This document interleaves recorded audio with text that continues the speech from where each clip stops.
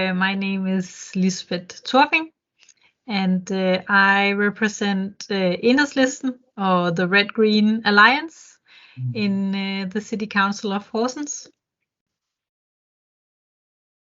Yeah. Okay. I am currently the only one from my party. Okay. For how long have Yeah. you been in the council, Lisbeth? Is this the first period or? It's my first period, yes. So since 2018. Okay. And is this your first time representing in Horsens, or like since you said you're alone in the party?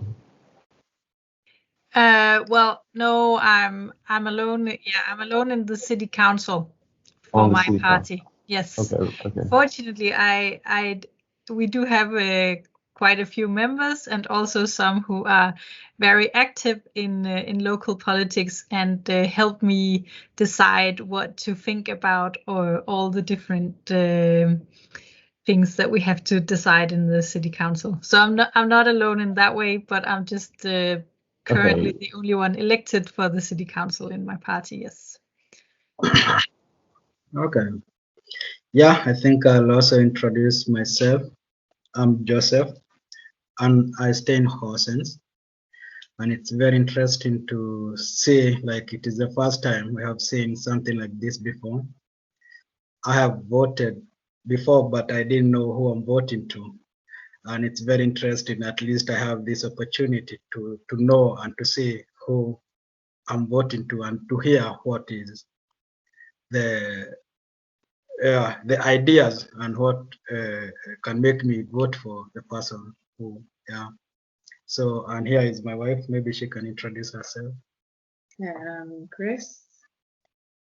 I haven't lived in Denmark for long, but yeah, I haven't voted either. But I also be interested to know more about Denmark and the political issues, and because they're also affecting us, whether we are voting or we are not voting one way or another. Yeah, and my name is Parth, and I was also a student, and I'm working now. And I have voted before, but I was like really not aware of who I was voting, just like Joseph. And it's just like I knew there was like a left-wing party and right-wing party, but nobody came with their agenda and really brief us on how things are, like what they're planning to change, bring a change.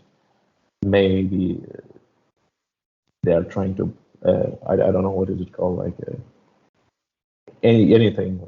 Their agenda is to people in Horsens while living, or residents. Yeah.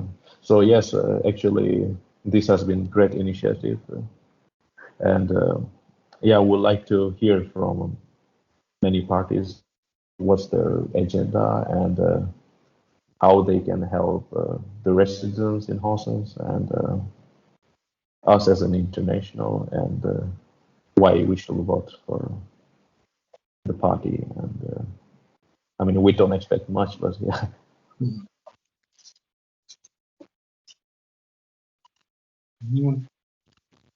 So maybe, Lisbeth, you can present your ideas and your politics, the local politics. Yes.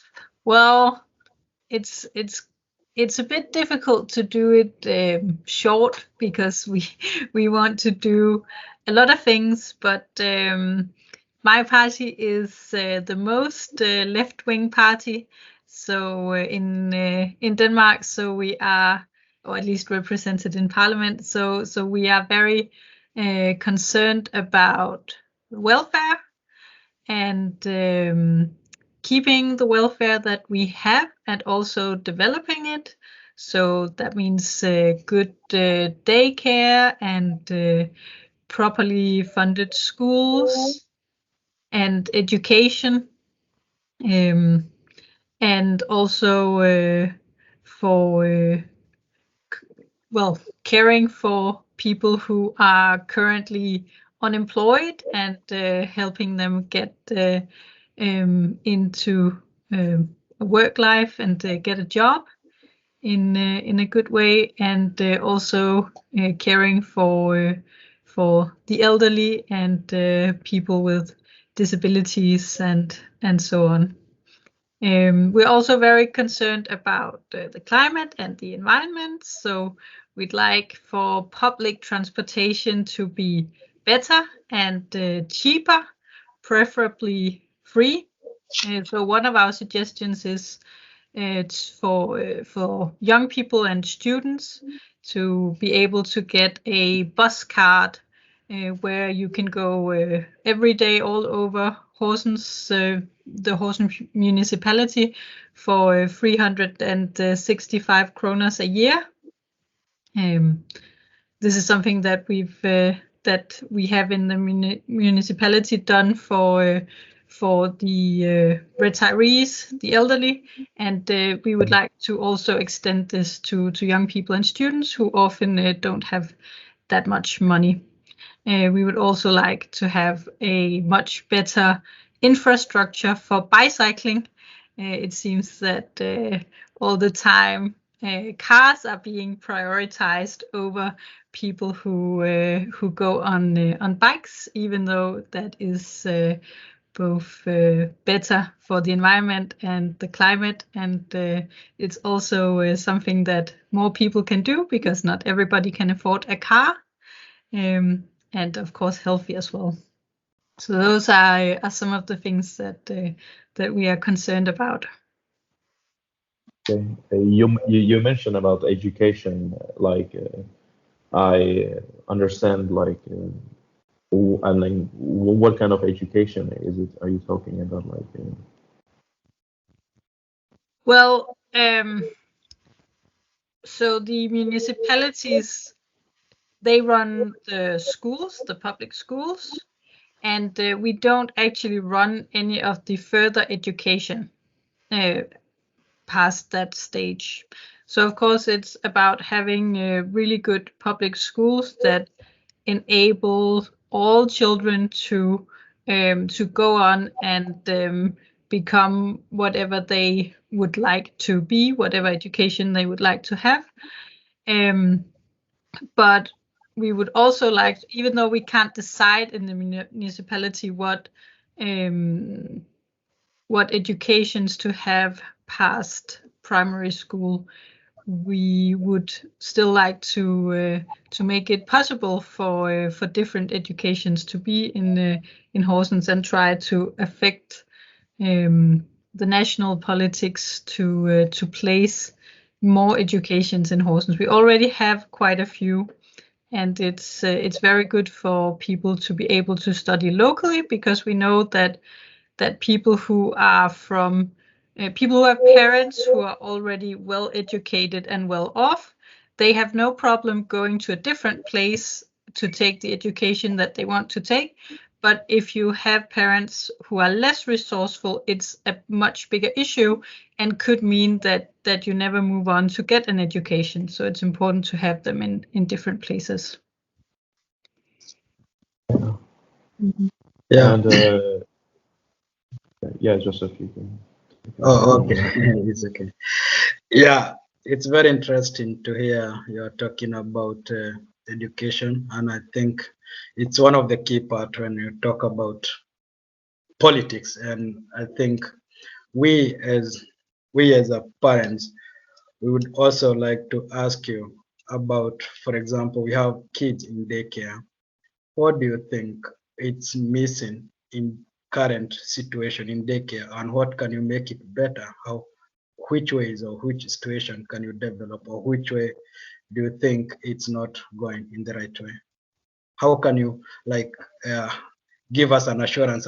Yeah, it's not like 100%, but we as a parent, we know like there are some things which are not going right, and maybe what can you make it to be good or something like that?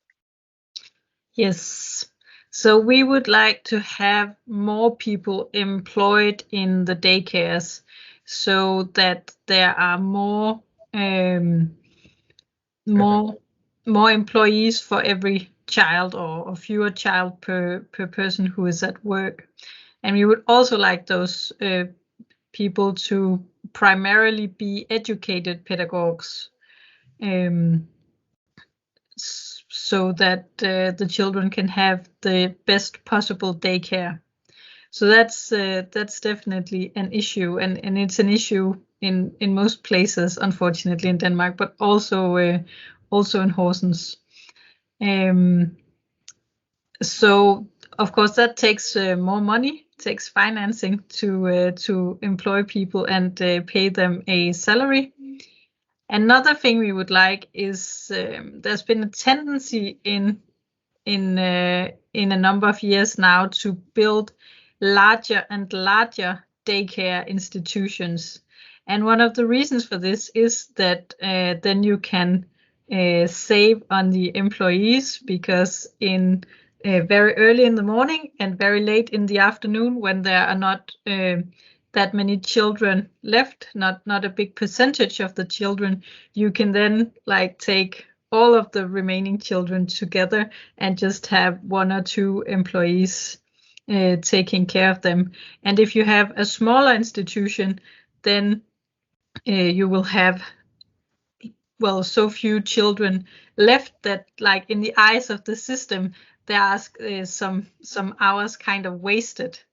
But of course, it's not wasted. It's a really good time for the children who are there, and there are few children and on their own, to actually have a really good contact with the pedagogues, who they of course also spend a lot of time with, and to develop them. So we would like to move more back to smaller institutions that are in many ways easier for children, because then they can actually know all the other children, instead of like being lost in a playground with lots and lots and lots of children that they don't really know. And also it would also mean, of course, fewer employees to get to know for each child. So those 2 things mainly. Yeah. You also talk about your party is working towards public infrastructure and green areas or something, because actually in my area, like in the past 2 years, I've got like 3 what is it called, like not a referendum, it is like people coming to take signature in order to like stop like a township being developed in the green areas. It's just nearby my home, and there were like some people coming, and it's actually 3 times somebody knock on my doors and really like request that why I need to sign the paper because they're cutting down the trees, the green areas are disappearing. And actually, yeah, like it was like I used to go for a walk, jogging, do lots of stuff, and I'm fine with development, but maybe there need to be like if this green area or trees and everything which are disappearing, maybe they need to be grown somewhere else, or it needs to be like a give or intake. So how do you plan to involve residents or local residents in this decision-making process when something new is being developed, like a town or yeah. Do you live close to Nørrestrand? Yeah, exactly. Yeah. Exactly. Yeah. Yes. Well, in the case of Nørrestrand, there has been a lot of public protest about the plans of about building on the north side of Nørrestrand, and actually my party was the only one to vote against those plans. So and that was both because we just think that it's wrong to build even though you keep an area as nature. If you build city all the way around it, it stops being nature at some point and it becomes more like a park. Yes. But also because there have been such massive protests against the plans to build in that area. So we've also been listening to those. Yeah, that's good to hear. At least somebody is thinking about it. Yeah, yeah, that's exactly just in front of North France. Yeah. Yeah. Also, in your introduction, you talked about something concerning jobs and some people who are educated and they are not getting jobs. Maybe in your party, have you considered maybe in Horsens, it's a big municipality with international students? And my question is, maybe do you know how biggest challenge for international students have facing to get jobs, and how do you plan to address that issue?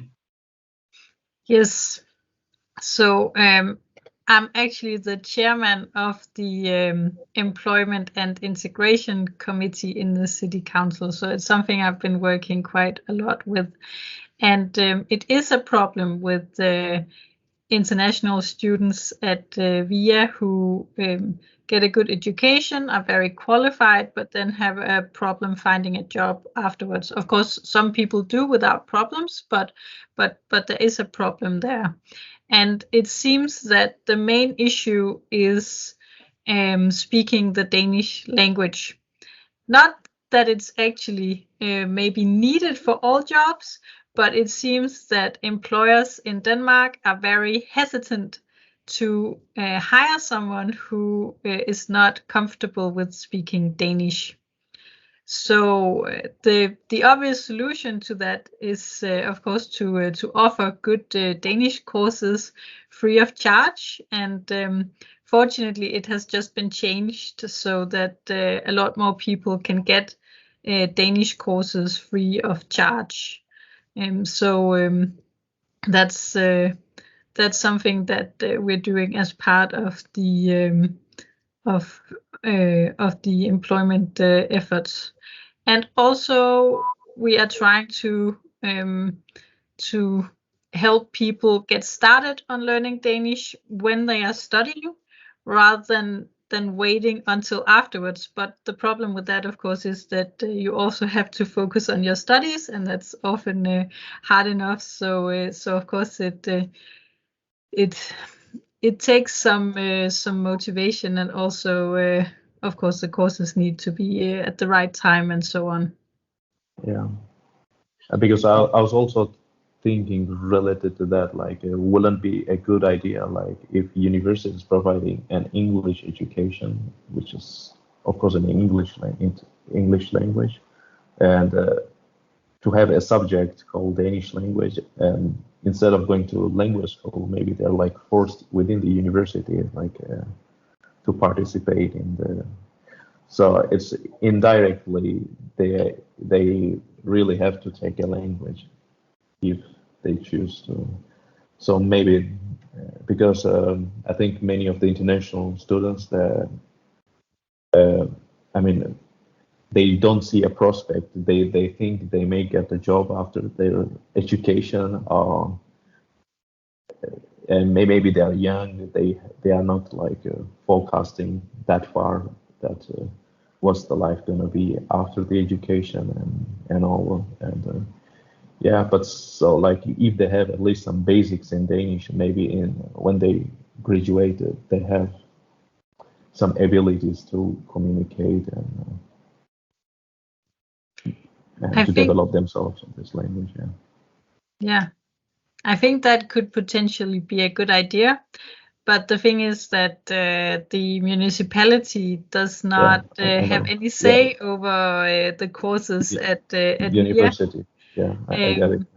So we can't really tell them to do that. But of course, if they would like to talk to us about it, then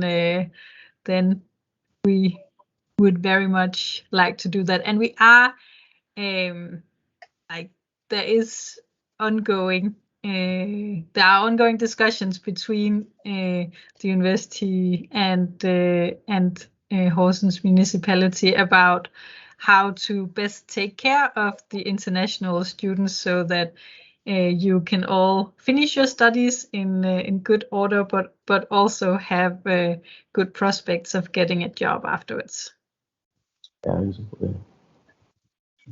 Yeah, adding something and on that, maybe have you thought about maybe job center connecting to maybe your party, or have you thought about maybe contacting companies and having an agreement whereby you can let the international students get like a jump start? Because like I think when you send someone to a company where he uses the language every day, then on that way it's easy to learn the language, and then it's motivating in a way because you know you have the professional job, and in that way I think it can also motivate other people to have the confidence in certain job.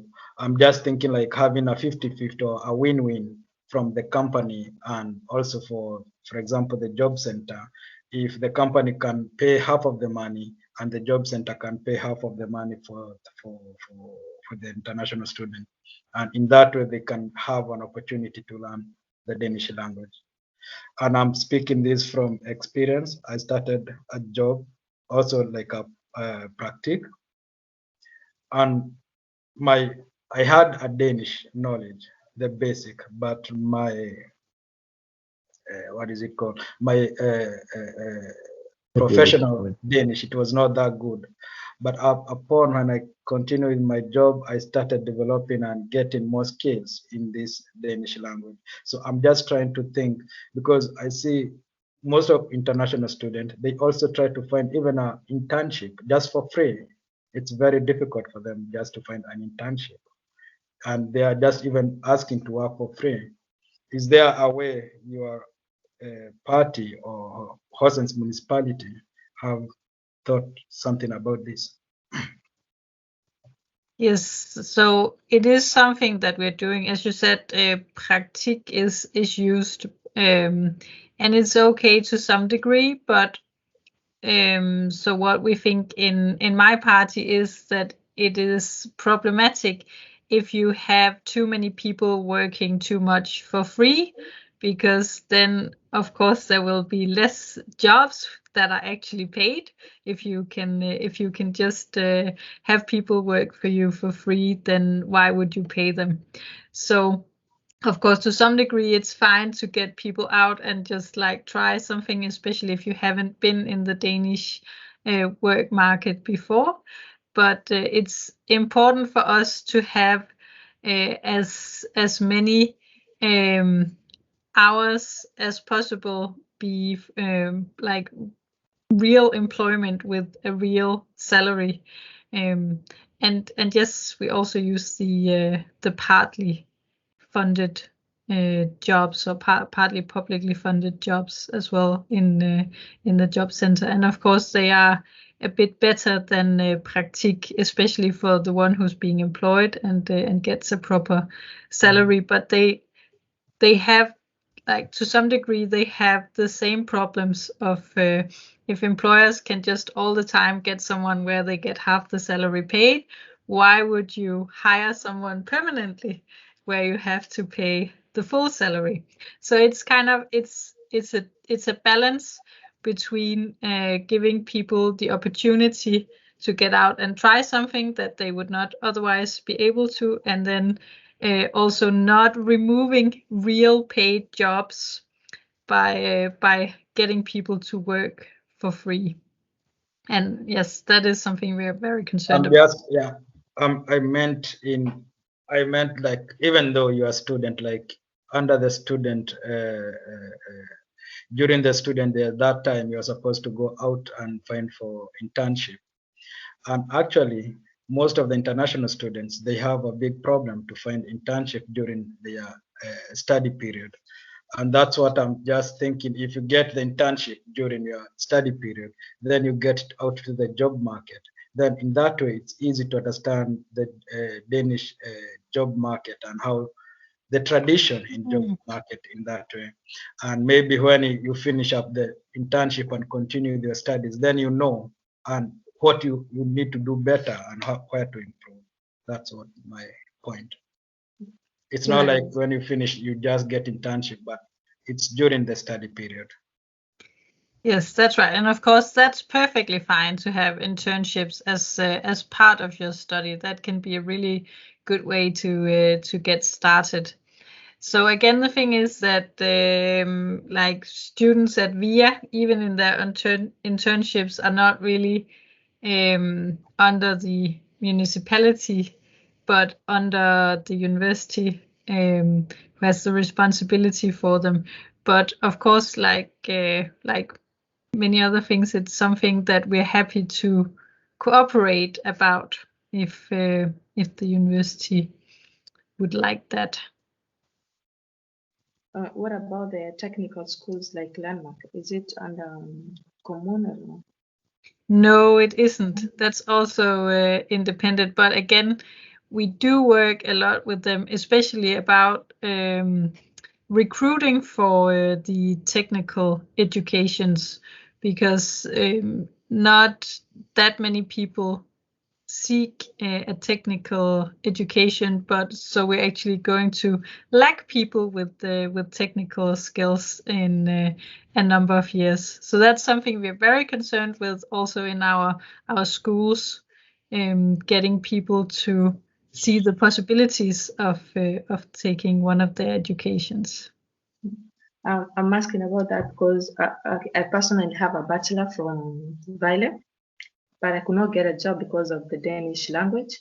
So I decided to go back to Nina class, VUC, to learn Danish, and because I was already finished with the Sprog school, but the level at the Sprog school is not enough, as we all agree, internationals, that you learn, but you don't have the integration part because you're only learning with other foreigners. You're making the same mistakes, and I think the only person who is clever in the Danish is the teacher. So you can't learn from the students themselves. You make the same mistakes. So once you get maybe a chance, like for instance, like now it's also difficult to get an ELU class to get to these technical schools. So for internationals, it's up, and right now the English courses, they have been cut down. So I assume that the Danish internationals living in Denmark, they're going to have a problem getting into school and getting a job. Because you will all end up going to these technical schools, and the level itself is difficult if you're not given a chance. Because even at the VUC, it's also another level. It's better than also Sprog school. I would say that from experience, because you're also learning more words and more like a higher level of the language, and it's also going to give you a chance to get to these technical schools. But the problem is that getting the practical place to get to a school is also a problem. So I don't know, how do you work with them, as you just said? Yes, that is a well-known problem, that the employers who are desperate to get educated people to employ don't want to help educating those people. It seems silly because it's going to end up being a problem for them, but that is unfortunately often the case. So well, of course, when we have contact with the different employers around town, this is something that we talk to them about as well, getting in trainees for or people who are out on internships. But we can't force them in any way. Yeah. Okay, you talked also about the infrastructure and sustainability. And so far, I know Horsens Commune has an ambitious plan about this, making Horsens to be a bicycle town. I think I learned that from when I was back in school. We had this introduction from, I think, the mayor or something. But currently, as I say, I don't see anything concerning like bicycles. It's more about roads and buildings. Do you have any plans to attain this ambitious plan of making Horsens a bicycle city? Well, we have, but that's the unfortunate thing about being the only one representing my party in the city council is that unfortunately, if I don't get the other parties to vote with me on this, then I can I can tell them that I disagree, but they have the majority. But yes, we have made a number of plans for different places around Horsens where we would like to improve the infrastructure for bicycles, but where in order to do that, you need to make it a little bit more difficult for the cars. And unfortunately, most of the other parties don't have the will to do that. And the way I see it, you can talk a lot about your ambitions for making it easy for bicycles, but as long as you keep prioritizing cars over bicycles, it's not really going to happen because you can't have both those things at the same time. I mean, to some degree you can, but there will always be instances where there's a conflict between what would be good for the cars and what would be good for the bicycles. And if you don't choose to make it good for the bicycles at the cost of the cars, then it's never really going to be good to go around. And it's actually Horsens has a pretty low number of people riding on bicycles, even for the very short trips of less than 5 kilometers. It's really low. It's like about 20% that ride a bike for trips less than 5 kilometers. Where there should be a really big potential. So if you look at Copenhagen, for instance, that number is much higher. And it is a question of priority, both in terms of the money you spend on it, but also just in those places where it's not possible to do both. You have to choose. And yes, we choose the bikes and the buses, but the majority are still choosing the cars, unfortunately. Yeah. When it comes to like cars and why are, for example, like I was recently checking on electric cars and the charging infrastructure around Horsens, and this why is like if a combustion engine car which emits CO2 and all that things, like they are cheaper than the electric car in Denmark compared to other countries in Europe. There's like I don't know if that's the relevant question, but like because it takes on the electric car in order to like boost less CO2 emission. Yeah, so the electric cars are getting more expensive. So I think people are more like what is it called? Refrain to buy them. Then they will just go with something cheap and our other alternative, which is gas and diesel cars, which is of course polluting the environment. And I don't know. Have you thought about it? Like, well, you're completely right about it. Unfortunately, that's not something we can regulate in the municipality. That has to be done nationally, both the prices for cars, but actually also like in a lot of municipalities, including Horsens, we would like to make a better infrastructure for electric vehicles, for so just places where you can plug in for power, but it's not actually something we can decide that that there has to be in a certain place, and we also can't really support it financially, even if we wanted to. So it's quite difficult for municipalities to do anything about people's private electric cars to further that. But what we can do is make a requirement for our buses to be electric. And we would like to do that as soon as possible in, that will be in my party. like, yeah, like also earlier you talked about like giving some incentives to the students on transportation, like buses and trains. And so it's like, for example, I wanted to travel to a train to nearby city or something. I was a student, but unfortunately I was 27. So I cannot get the same benefits, I think, if someone is under 24 or 25. No, I'm not really sure, like you get 50%. So I never understood why is that some other people could get, other students could get, if they are younger, they get the benefits, and if you're an older student, you don't. So you have to pay like a full price, and he or she is just a student, and yeah, could not have as economy as a full-time worker. Yeah.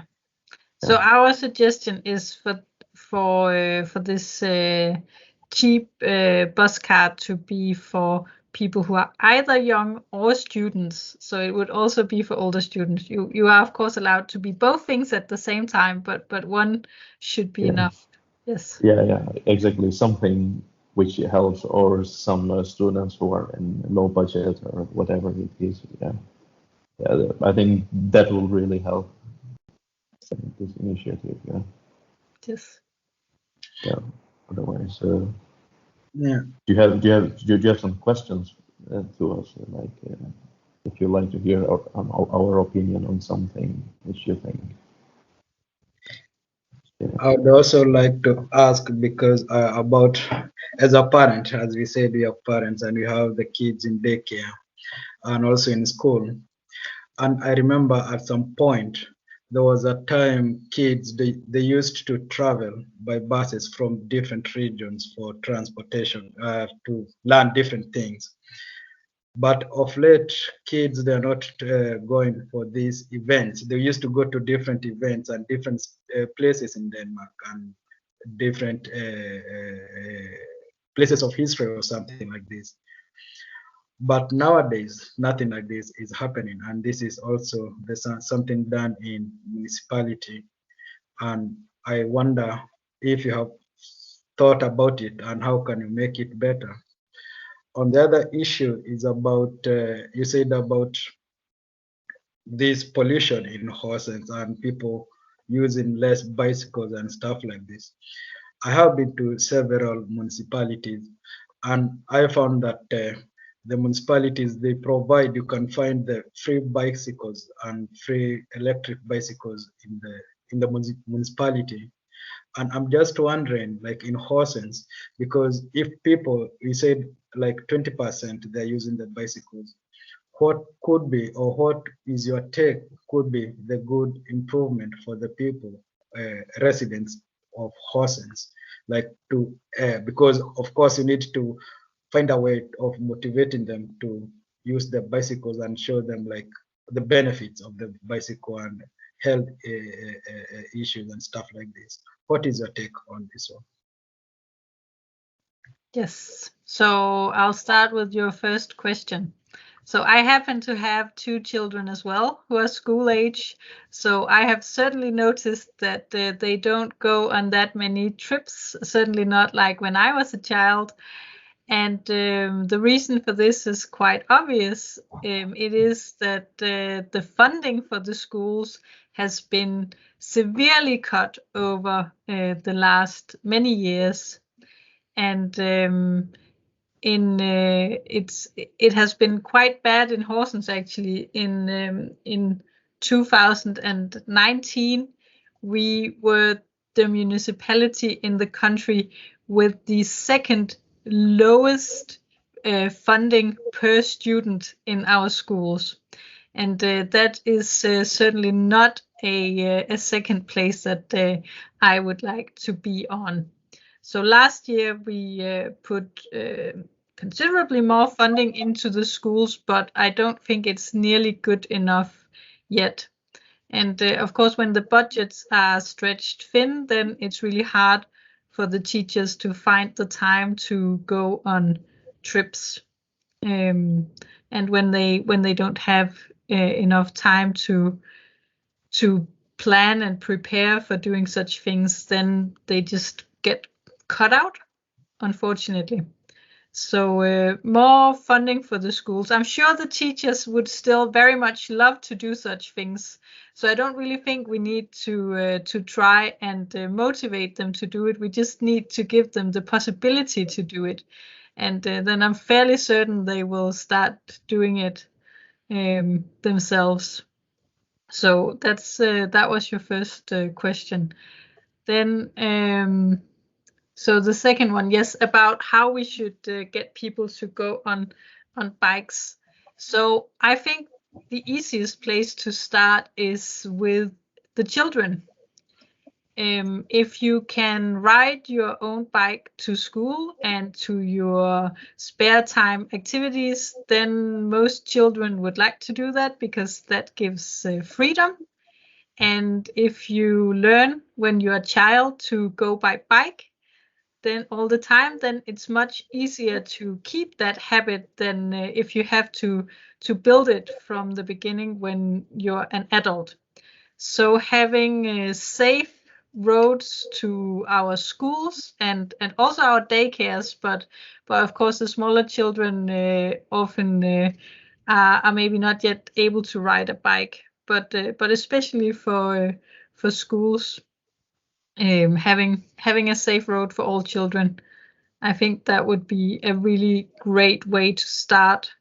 And there was actually a big report made about a lot of different places where there should be improvement for school roads a couple of years back, and unfortunately there not that much money has been set aside for those projects per year, so they're only working through all those things slowly, and I think we should speed that up a lot.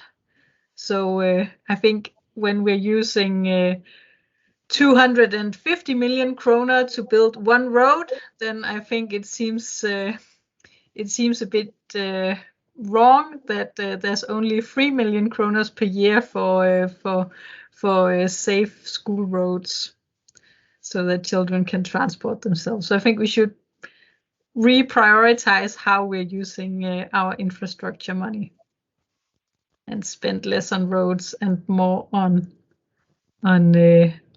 walking lanes and bicycle tracks for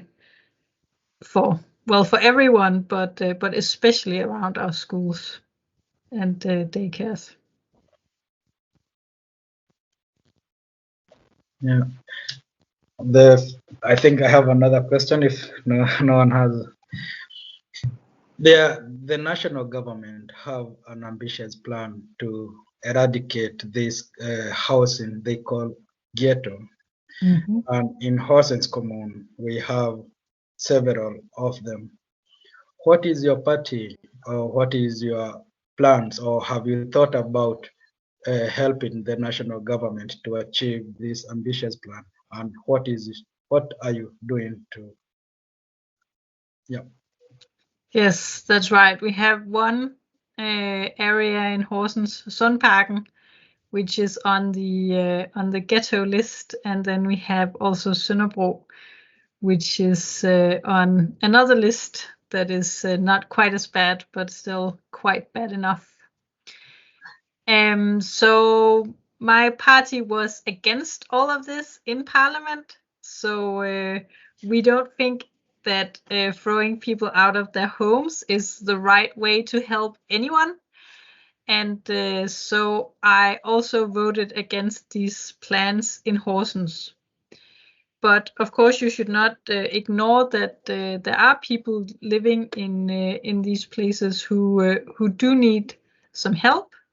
Oftentimes, you live there because they're just cheap apartments, but they're still a good quality, and we think that's fine. Like if you don't have a lot of money, you should still be able to live in a nice home.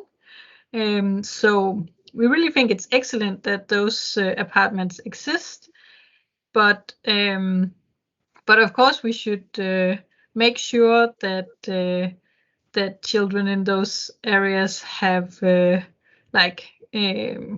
get help for school if they need it, and that those who wish to get a job get the help that they need.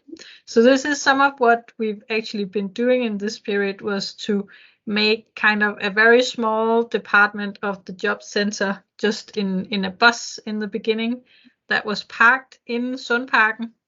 So because if you're not used to that kind of thing, it can be a bit intimidating to go to the job center, and also quite impersonal. There are like lots of people, and it's you have to go some way and so on.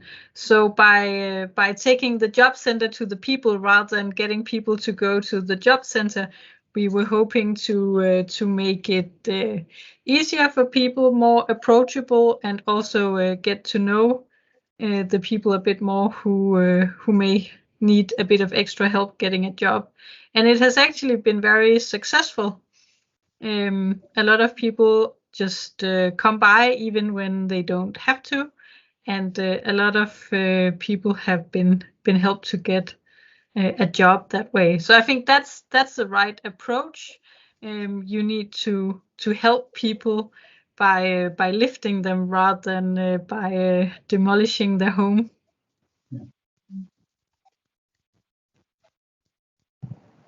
Like you touched upon other cultures and other foreign culture, and as we know, like in Horsens, we have a lot of international people or foreign people, and like, have your party thought about how to integrate the culture, like them to be more aware of Danish culture, or like, and for the local residents to be more aware of, yes, they are international people living, and yes, like more like integrating two worlds in some sort of way. And, yeah. It's like, have you thought about it? Because I know many like international people living in Horsens, they are kind of isolating in their own group, and I don't think they really, what is it called, like finding a way of learning from each other's culture or something, like just to be aware of that.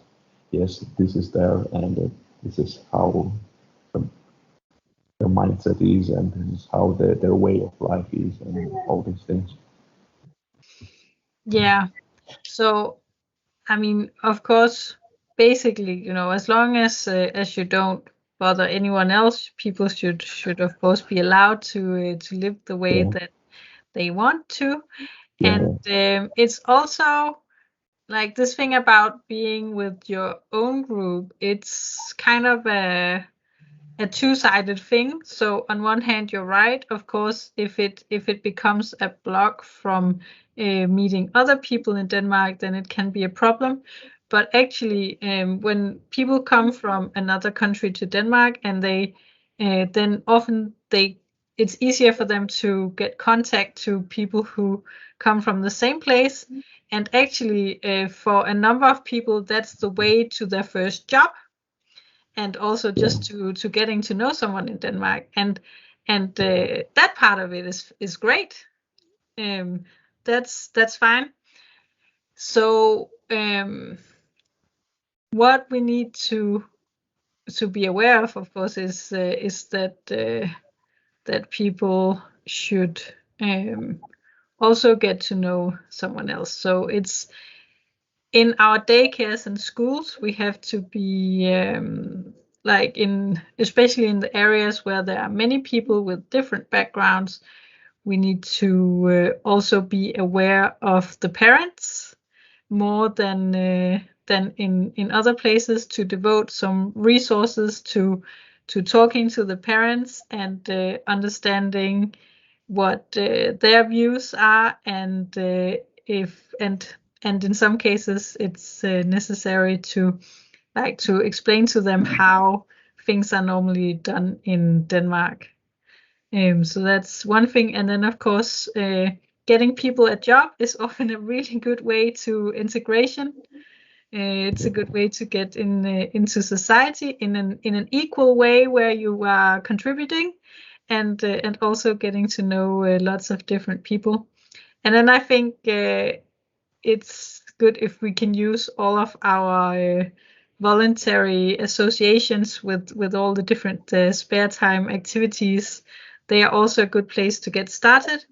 But the problem, of course, is that if you haven't grown up in Denmark and you're not used to the culture of being in such associations, then you may not seek them out by your own volition. So it's something where I'm sure we could be more helpful than we currently are at getting people started with like doing sports or art or whatever they like to do.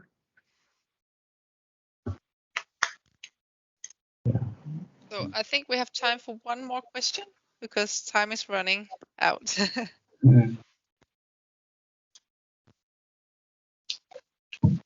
Okay, can I ask one question?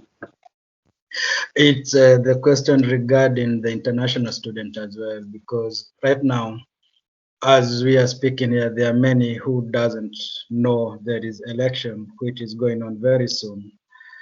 What is your take on how to create this awareness to help other international students know events like this they are happening, and how do you plan, or what is your take to make also the international students, not students, international people to come out and vote and know they have the right to vote? Yes. So actually, I think a lot of Danes are also maybe not quite yet aware that there's actually an election coming up soon. Often, a lot of people only realize this when the posters come up 3 weeks before the election. Well, but you're right, it is a problem, and there are a lot of people with international background who don't vote, and I think that's a shame. So one of the important things is to have a polling place close to where people live. So I'm really happy that in Horsens we do have a polling station at Sundparken, because if you're inclined that way, you can actually speculate against that and just put polling stations far from where people with international background live, and then it's more difficult to go and vote. But fortunately, we don't do that in Horsens. We also have a plan in my party to go and pass out some flyers in Sundparken, where we know that a lot of people may not be aware of the election. And I know last time at VIA they arranged some debates, I think, for so that the students would become aware of the election, and I hope they may do that again. But of course, Corona could still be a problem in that regard, just at the moment.